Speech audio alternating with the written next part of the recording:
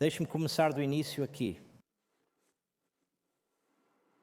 Você não estupra mulheres judias, decapita bebês judeus e executa homens judeus achando que vai sair impune disso. Você não vai sair impune disso.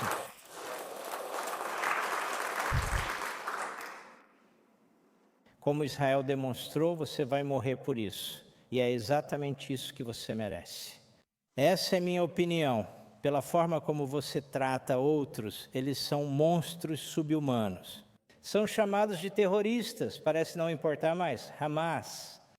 Parece nome de comida. Ah, cara, passa o Hamas aí? Não, acho que não.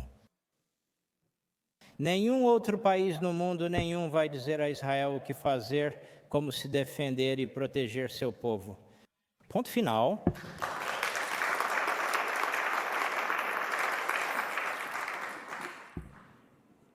Quero dizer isso sobre o presidente Trump. Obrigado.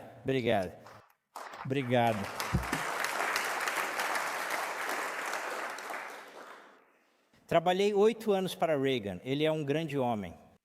Homem grandioso, paz pela força, fazer a América grande de novo. Esses eram slogans de 1984 e 1985. Quando se trata de Israel, nunca, jamais houve um líder americano, ponto final, como Donald Trump apoiando o Estado de Israel. Nunca.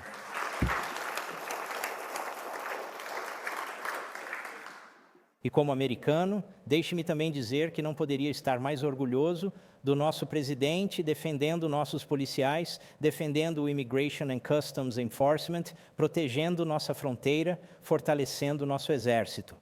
Tudo o que ele disse que faria, extremamente importante.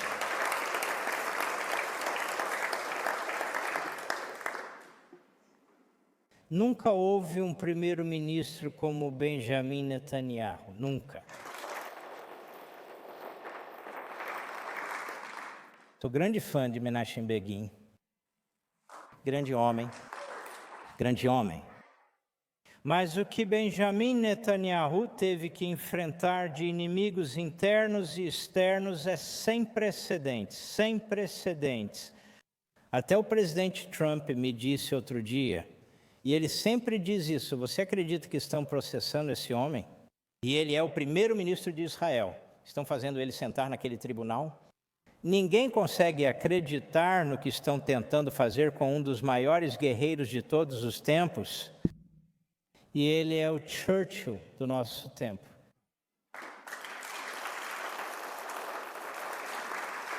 E a relação entre, se as pessoas entendem a história, Franklin Delano Roosevelt, porque Donald Trump em assuntos exteriores, em muitos aspectos, é muito melhor que Franklin Delano Roosevelt, mas a relação entre o presidente Trump e o primeiro-ministro Netanyahu me lembra, como disse o general Keane, da relação entre Franklin Roosevelt e Churchill. Franklin Roosevelt nem sempre concordava com Churchill. Churchill sentia que precisava fazer certas coisas e fez certas coisas. É isso que os aliados fazem. Eles resolvem essas questões. É um aliado, é uma aliança, é uma parceria.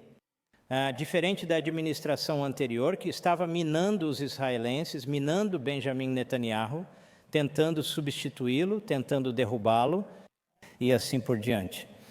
Então, deixe-me dizer que temos muita sorte de ter esses dois homens.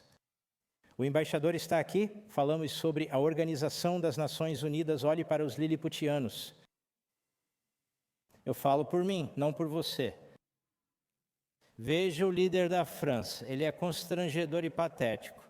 Olhe para o Quisling que governa a Grã-Bretanha, ele é patético. Até o povo da Grã-Bretanha o odeia. Olhe para o idiota no Canadá. Olhe para o idiota. Aliás, todos esses são governos de esquerda. Olhe para o imbecil na Austrália. Veja esses 4 caras. Esse é o Ocidente. Veja os partidos de oposição deles para um partido. Eles disseram: se formos eleitos, vamos reverter a posição do nosso governo sobre essa questão do Estado palestino. Todos os 4 países, esses são os conservadores.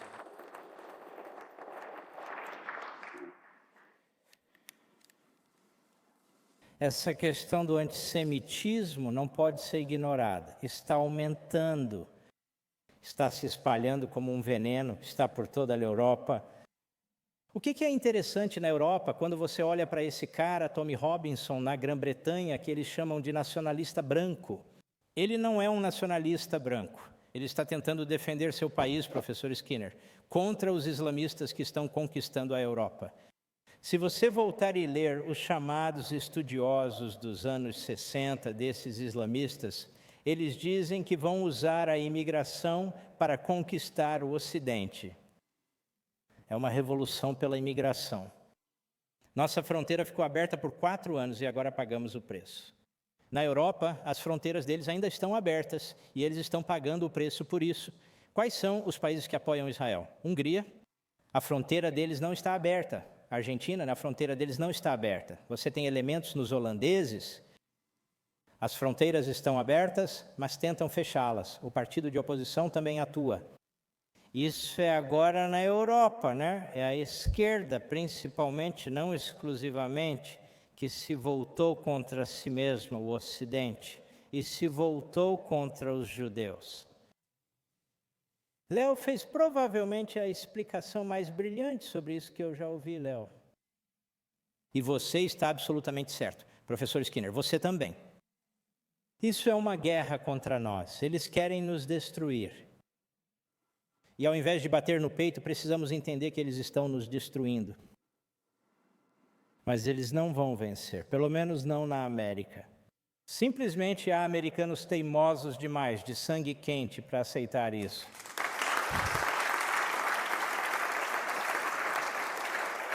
Não digo o mesmo da Europa. Lá quase não há americanos de sangue quente. Essa é uma batalha que temos contra a esquerda radical, o que eu chamo de fusão entre marxistas e islamistas.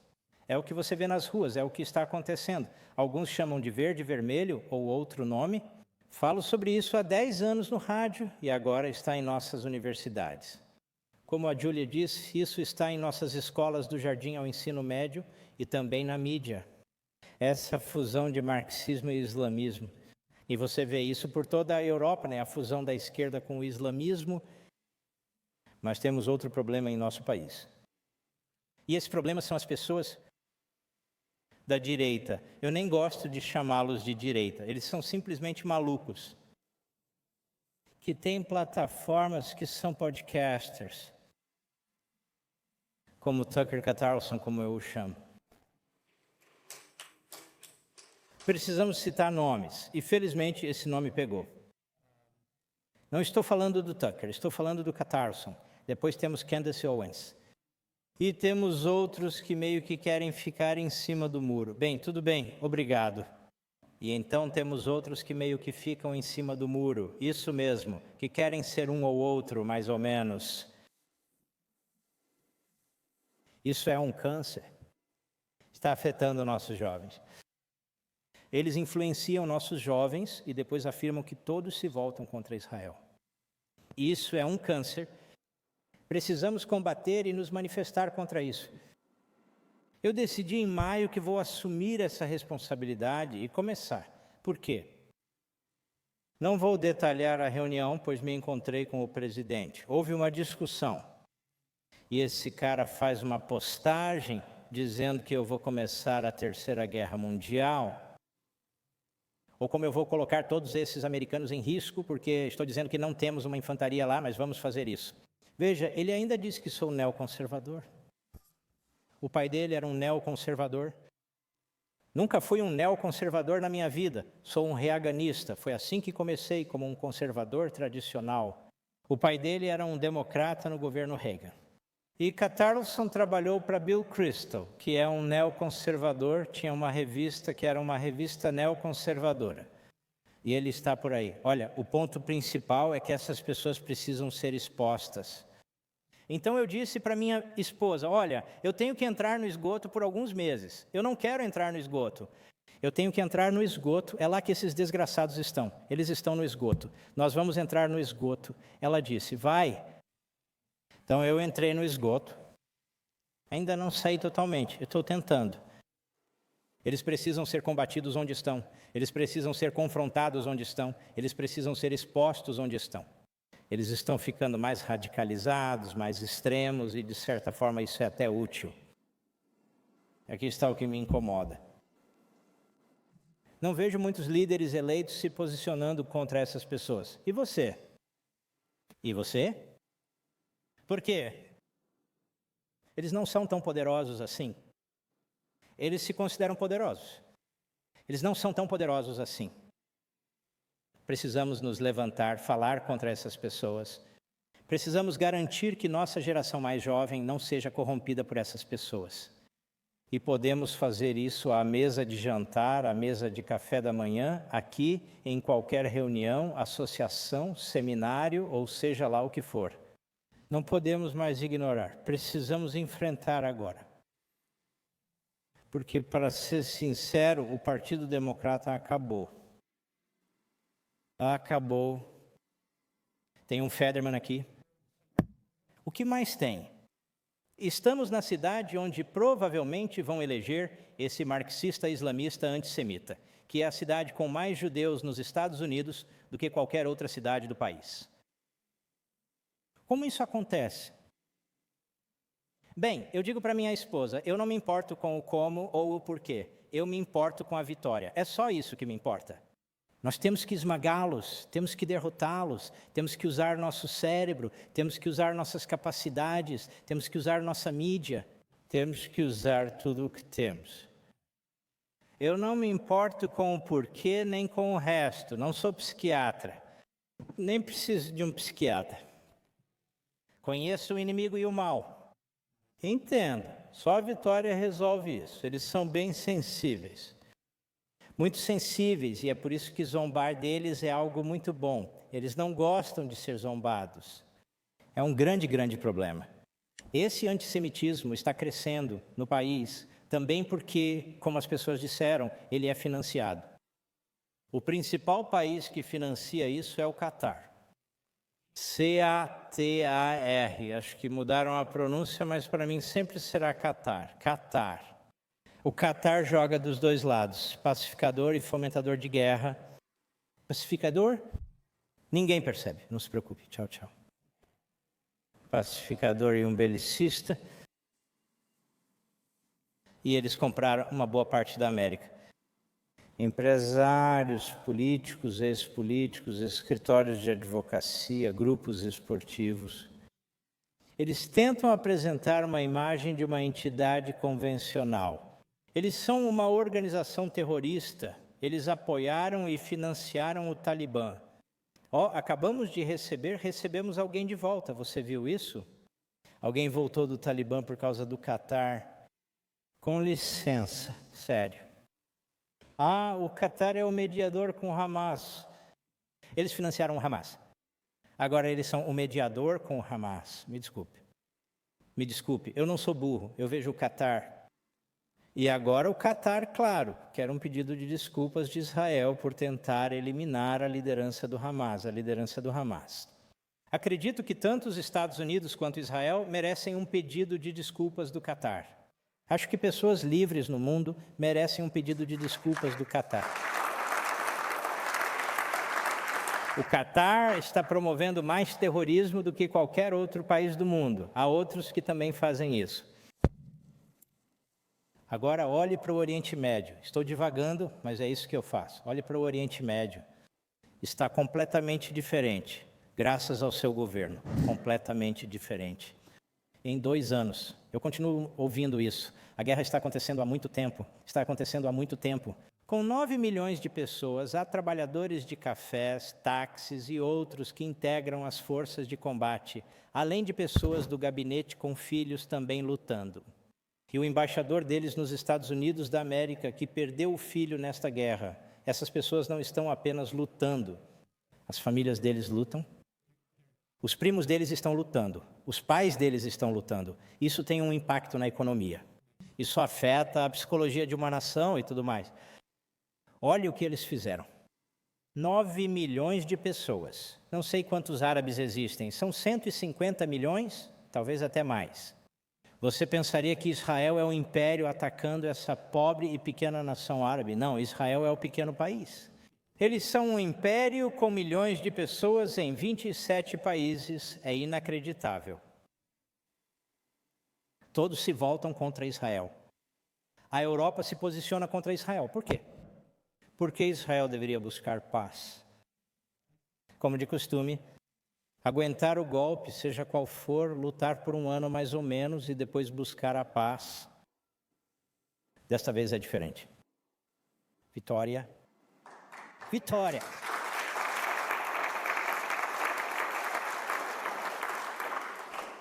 Hamas.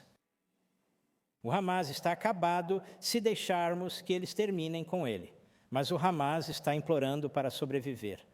É isso que os faz manter esses reféns. É tudo o que tem, Hezbollah. A tática mais brilhante que o mundo já viu. Aliás, quem aqui tem celular? Desliguem-nos. Era uma piada do primeiro-ministro e é boa. Talvez não aqui, mas em outros lugares. Irã parecia um tigre de papel quando Israel derrotou o Irã. Você não ouve mais falar deles, embora saiba que ainda fazem coisas. No caso dos Houthis, ainda cabe aos israelenses lidar com os Houthis. Praticamente todo o resto já saiu de cena. No Oriente Médio, Israel é mais respeitado hoje do que nunca, apesar do que dizem. Apesar da Organização das Nações Unidas, é um exército poderoso, talvez um dos 4, 5 ou 6 mais fortes do mundo, com 9 milhões de pessoas. Isso é extraordinário, o que Israel conquistou. E eu também quero dizer isso. A tecnologia deles é inacreditável. Eles têm, alguns anos atrás eu estava conversando com Davi sobre eles precisarem desenvolver essa tecnologia de laser. Isso vai mudar tudo, quero dizer, eliminar isso. Lá estão eles com um laser. Antes de nós, dos japoneses, sul-coreanos, chineses e russos, fomos os primeiros. E o que eles vão fazer? Eles vão compartilhar isso conosco. Domo de ferro. O primeiro com domo no país. Não entrarei em detalhes. Sei disso dos meus tempos na justiça. Nós não temos um domo. Algumas cidades estão protegidas. Só isso. Agora vamos construir um domo. De onde acha que teremos parte da nossa tecnologia? Deles, Israel. Também mencionei outro pensamento outro dia e fiquei refletindo sobre isso. E se Israel não existisse? E se não existisse Israel no Oriente Médio? O que aconteceria com os Estados Unidos? Quantos aqui acreditam que sem Israel, a maioria dos países árabes seriam nossos aliados e não dos chineses ou russos? Você está brincando? São regimes ditatoriais e genocidas. Eles têm muito mais em comum com os chineses comunistas e com os russos fascistas. Eles não teriam motivo algum para se alinhar conosco. Estou convencido de que um dos motivos pelos quais alguns desses países não estão alinhados com o nosso inimigo e estão mais alinhados conosco é por causa de Israel. Porque eles não sabem o que fazer em relação a Israel. Então eles conversam com os Estados Unidos e eu realmente acredito nisso. Agora, você pode perguntar, quando eu entro aqui, como se eu não fosse um estrategista, o que eu acho que vai acontecer com essas discussões que provavelmente estão acontecendo agora e amanhã sobre essas grandes questões? Eu não tenho nenhuma informação privilegiada. Mas deixe-me apresentar a posição do Marcos. Nunca haverá um Estado palestino. Ponto final. Isso pode ser registrado e promessas feitas, mas nunca haverá um Estado palestino. Quando você me mostrar o Mahatma Gandhi ou o Martin Luther King dos palestinos, talvez eu pense sobre isso. Me diga, quem é o líder da paz entre os palestinos? Alguém sabe? Não há nenhum, é o que sabemos. Se houvesse votação hoje, 80% votariam no Hamas. Seria exatamente isso. Esse é o resultado da doutrinação. Não terão seu próprio país. Esse é o ponto principal. Número 2, é só marcar Judéia e Samaria. Foi lá que a nossa fé nasceu. Ela nasceu bem ali. Você pode ir a Shiloh e ver com seus próprios olhos. Não é território palestino, não havia Meu pai costumava dizer, ele não era muito religioso, mas tinha muito bom senso. Ele amava Israel, mas nunca foi a Israel. Ele dizia, por favor, me mostre os palestinos na Bíblia. Eu dizia, eles não estão lá. Ele respondia, caso encerrado. Era isso para ele. Mas quando se trata de Judeia e Samaria, o que é esse negócio de Cisjordânia? Em 1948, a Jordânia toma essa terra e a nomeia Cisjordânia. Podemos chamar de qualquer nome. Talvez devêssemos chamar de margem leste de Israel. O que acha disso, senhor embaixador? Então é a margem leste de Israel, se isso agradar as pessoas. Israel nunca, jamais pode ceder essas áreas e essa terra aos palestinos ou a qualquer outra pessoa. Ponto final. Ponto final. Só esse país pode declarar algo. Engraçado, né? Me diz uma coisa. Califórnia, Texas, Novo México, talvez algumas outras áreas. Essas áreas eram do México, certo? Não eram, Léo. Derrotamos os mexicanos e tomamos essas terras. Temos alguma discussão sobre devolvê-las, entre aspas, aos mexicanos, só por cima do nosso cadáver. Nós não vamos devolver a Califórnia. Sabe de uma coisa? Talvez devêssemos devolver a Califórnia, mas isso já é outra história. Califórnia, Novo México, Arizona. Olhe para essas áreas. Eles não vão a lugar algum. Na verdade, tomaremos o canal do Panamá. Nós vamos tomar a Groenlândia. Temos um monte de ótimas ideias. E eu apoio todas elas. Então, a peculiaridade de uma área que é o lar dos judeus, o berço do judaísmo, 4.000 anos atrás, que isso seja considerado ocupado, é tão absurdo. Você olha para qualquer outro país. Olhe para a Rússia, olhe para a China, olhe para todos esses países que saem da Organização das Nações Unidas e assim por diante. Israel tem uma reivindicação sobre a Judéia e Samaria de uma forma que nenhum outro país tem sobre qualquer outra coisa. Isso mesmo, é dado por Deus. E então, esses são dois pequenos obstáculos, na minha opinião, quando se trata desse tipo de coisa. E claro, Israel precisa ser capaz de ter 100% de segurança. Aqueles soldados das forças de defesa de Israel não lutaram e morreram para entregar a segurança de Israel para outra pessoa.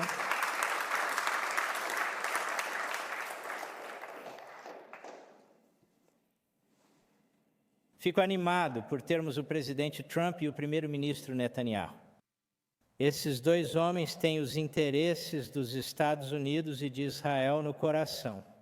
E eu vejo, Deus te abençoe, e eu vejo em cada uma dessas situações, na Organização das Nações Unidas ou em outro lugar, são os Estados Unidos votando, os Estados Unidos votando, os Estados Unidos dizendo não, os Estados Unidos dizendo não. Se Biden estivesse lá, os Estados Unidos da América estariam do lado dos nossos inimigos e adversários. Então, fico profundamente animado por Donald Trump ser nosso presidente. E sinto fortemente que ele fará a coisa certa pelos Estados Unidos e pelo Estado de Israel, assim como faria com todos os nossos outros aliados também. Sinto que o primeiro-ministro Netanyahu fará o melhor possível. Sabe, sem querer ofender. O sistema governamental israelense é como o sistema governamental italiano, sem querer ofender. Existem partidos onde 3 pessoas têm voz na mesa. Quem é esse cara? Ele simplesmente decidiu criar um partido, recebe 12 votos e decide quem vai ser o governo. Estou dizendo, quem organizou isso? Os socialistas europeus que fundaram Israel, eles organizaram isso. É a maior dor de cabeça que você pode imaginar. Desculpe o palavrão, porque se Netanyahu estivesse concorrendo sozinho, ele venceria. Ele teria seu gabinete e assim por diante, mas é assim que as coisas são. O que o Moshe acha, né, o secretário de widgets aqui? Ele tem uma objeção. Meu Deus, Moshe. Você entendeu o meu ponto? Aliás, eu gosto muito mais do nosso sistema. Vamos ver sobre o que mais eu posso divagar. Eu anotei isso. Deixe-me dizer mais uma coisa. As pessoas nesta sala, obrigado. Cada um de vocês, vocês não estão aqui em cima. Vocês podem não ter um título formal. Isso não importa. Cada um de vocês é muito importante. As coisas que vocês fazem são muito, muito importantes. Obrigado a vocês por estarem aqui por um motivo. Por que fazem reunião aqui, levando 3 horas para chegar de Renault no trânsito? Mas cá estamos. E eu só quero que vocês saibam que todos vocês são importantes, todos vocês importam. Você vem até mim, não sei dizer o quanto estou honrado. As pessoas perguntam, como você faz isso? Fazer o quê? Eu falo demais. É assim que eu faço. Ou é na mesa de jantar, ou atrás de um microfone, ou na televisão. É uma grande honra e quero agradecer a todos vocês pelo que fazem no governo, fora do governo, sejam conhecidos ou não. Isso não importa. No seu coração e na sua alma, você sabe que está fazendo algo maravilhoso. Esse veículo de notícias é essencial. Acesso diariamente. Sempre olho para ele e quero saber o que está acontecendo e o que pensam. Cadê o Tobin aqui? Esse cara é inacreditável. As colunas dele são inacreditáveis. A outros colaboradores, quero agradecê-los também. Mantenha o ânimo. Continue lutando. Nós, judeus americanos, lembramos o que fazem em Israel. Eles enfrentam dificuldades. O mínimo que podemos fazer aqui é lutar com força, apoiá-los e ao nosso país. Deus abençoe você. Fique seguro. Eu amo todos vocês, de verdade.